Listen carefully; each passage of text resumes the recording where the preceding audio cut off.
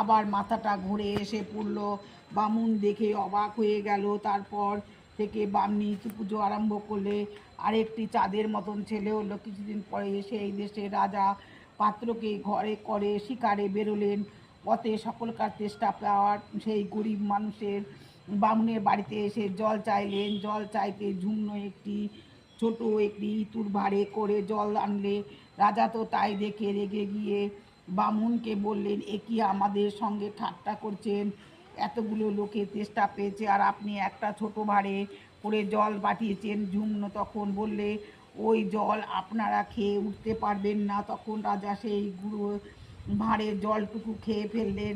তারপর দেখলেন আবার ভাঁড়ে ঘট নিয়ে হাতিতে উঠব। বাপ তাদের জোগাড় করে দিলে। মেয়েরাও যে যার খাওয়া দাওয়া পালকিতে চলল। তারপর দুদিকে দিয়ে রথ চলল। অন্য যে পথে দিয়ে